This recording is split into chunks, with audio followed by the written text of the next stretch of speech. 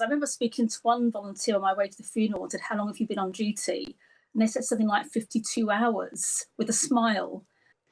Tina Stowell, it was really the moment when politics stopped, didn't it? And really the world stopped to pay tribute to the Queen.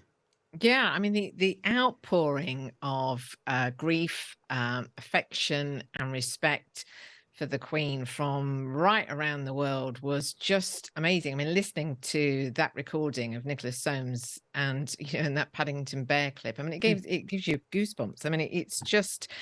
It was an event which we all knew would happen, but when it happened was incredibly moving. But at the same time, I think one of the things which I found fascinating about it was that alongside that genuine grief and emotion, there was a sort of very smooth transition to King Charles. And I had always feared that when the Queen died, the sort of, we would all feel so unsettled by that it would be incredibly disruptive. And yet it wasn't at all. And a thing that I feel really proud of is that she gave us this wonderful opportunity, both earlier in the year at the Jubilee, but also at the point of her death, to show Britain at its best. And we really were at our best.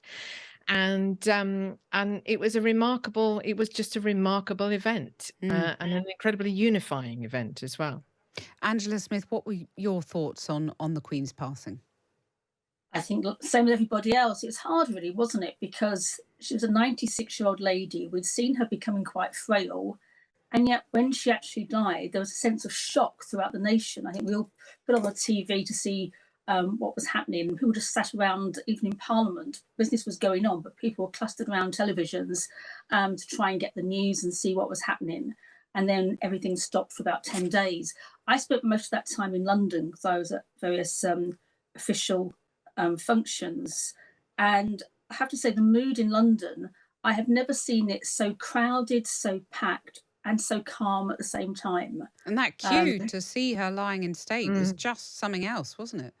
And so good-natured, that entire queue. And the volunteers, I remember speaking to one volunteer on my way to the funeral and said, "How long have you been on duty?" And they said something like 52 hours with a smile. Hopefully they got relieved at some point with a comfort break. But the crowds, you couldn't get into Westminster. I remember having to get in because I had to pick up the coat that I was wearing, I had to fight my way through. There was one entrance.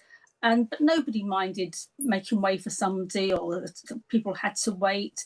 It was just a collective, and it wasn't so much grief, there was a sadness. It was a collective respect. Tina,